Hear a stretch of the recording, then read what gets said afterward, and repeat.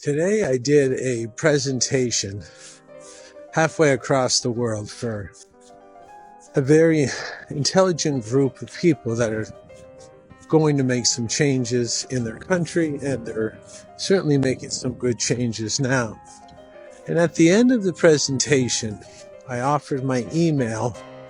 People would like to get some more material regarding what I presented upon. And of course, I presented on brainwashing, mind control, behavior modification, and psychological manipulation. And they really liked the presentation. And at the end, I believe someone asked me if I used mind control in the presentations that I give. And I told them yes, to a minor extent, yes. And one lady wrote me and said, and I'm not offended at this comment whatsoever. That's not why I'm bringing it up. She said she found that was morally, not on side morally, to be using my knowledge of mind control against the public. What I'd like to say is, not to that lady, but to everybody. Number one, these mind control tactics aren't mine. Number two, we often learn how to use them and are all sort of pseudo experts in mind control outside our conscious awareness and outside even researching the subject. For example, when a lady wears high heels, most ladies have worn high heels. It's a form of mind control. It's a form of gaining some height, which triggers certain metabolic and physiological reactions in the body. Males who do steroids are sort of playing in that area as well, where they're showing up, appearing to be more muscular, stronger than they really are, to elicit unreal and fabricated and fraudulent responses in males and females. And that's a form of mind control, because you're looking to control the reaction of other people. So we've all done this at one time or another, and it's up to each one of us to grapple with the morality of that. I mean, if there's a lady who wears makeup that highlights her cheekbones, high cheekbones and sort of shiny skin, is reminiscent, or it reflects a hormone level that's more ripe for procreating. And so we do this all the time, whether we want to admit it or not. And of course, the mind control tactics I may use on other people, they're not in the realm of poisoning people with potions to make them more prone to my command, which is the ultimate sort of immoral act, is poisoning someone to give them some sort of fear-based response and some sort of terror-based response in order to place them under your command, which you can do.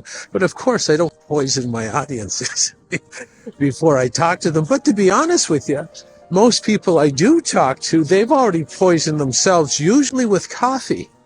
So if everybody showed up to my lectures or to my talks uncaffeinated, I probably wouldn't have such a big impact. But I'm not the one doing the poisoning at that point. I'm assuming, just like the percentages show, that about 80% of the population are caffeinated throughout the day. And if you're caffeinated, you're very prone, a lot more prone, twice as prone in my estimation, to be putting under the command of someone who's just giving you orders. It could just be a moron. It could be someone who you shouldn't be listening to at all. Maybe I fall in that category, but if you're caffeinated, you're more prone to actually do what you're told. So, as for the word moral, it means morale. Like, it's M-O-R-A-L. Al, like even in the word Allah, it just means all. It's the sort of the prefix of the word all. It means All means everything or God. Everything, God's everywhere. It's all, everything's God. God is everything. So moral, being moral, is about making more of what God has made. More life, more love, more joy, more sunshine, more light, more knowledge, more intelligence, more compassion, more connection. And for right or wrong, that is what I try to do with my talks. I always try to give more of what we need and push on the darkness, as Bruce Cockburn said, kick at the darkness until it bleeds daylight. That is what I try to do. So if that lady, I don't know if she'll be listening to this, she'll be new on she might not find me on social media, but the mind control tactics that I might use inside a lecture might even just be simple colors, the colors of my tie, the colors of my suit. There's certain colors that have been proven to, and I've talked about this before, the two colors are blue and red.